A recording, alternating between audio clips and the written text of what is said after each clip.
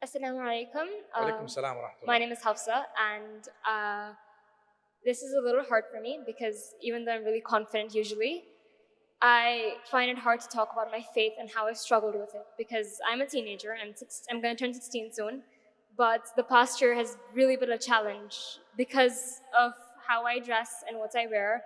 It's been hard to be taken seriously, and whenever I organize events, because I love being in charge, so whenever I organize events, I usually come upon someone or some people who tell me that you shouldn't be doing this and you shouldn't be doing it that way. But I've learned that even if I keep falling down, and this I have to credit to you because every time I feel down, I've listened to a small clip of yours, maybe it's 30 seconds, but it's made me feel empowered because today I'm here and I feel like I've gotten so much better. So thank you, and I hope that everyone around me, teenagers and adults alike, can achieve this. MashaAllah, MashaAllah.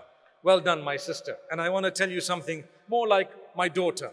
I will say something very interesting. When you're young and you're a teenager, you always feel like you want to be in control. It happened to me. I'm sure it happens to all of us. It did happen when we were younger. We always feel like we want to be in control. There must be something, and so on.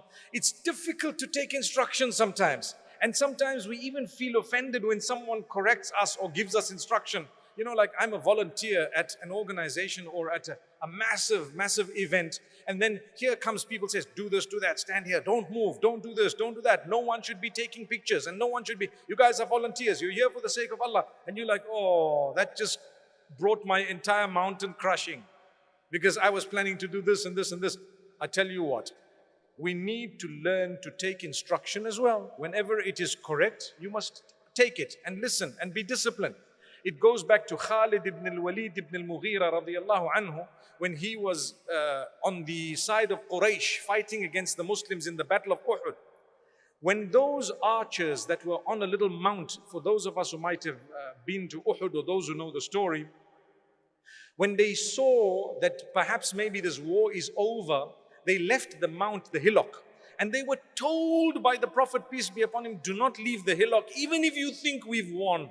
But they didn't obey that instruction. As a result, there were great losses inflicted upon the Muslims. Caused by what? Exactly as I just said.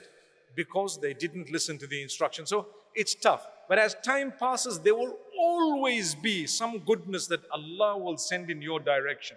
I tell you, when you volunteer to perhaps do the right thing, maybe to be a person who's going to help at an event like this, the minimum is Allah Almighty will keep you away from lots of other negative things that people your age might already be involved in. So that's a positive.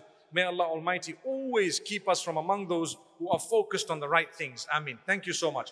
I see lots of queues of brothers and sisters. I'm only going to be able to take about 3 more there and 3 more here. And then inshallah we need to call it a night. Because suhoor, my brothers and sisters, is important in Ramadan, right?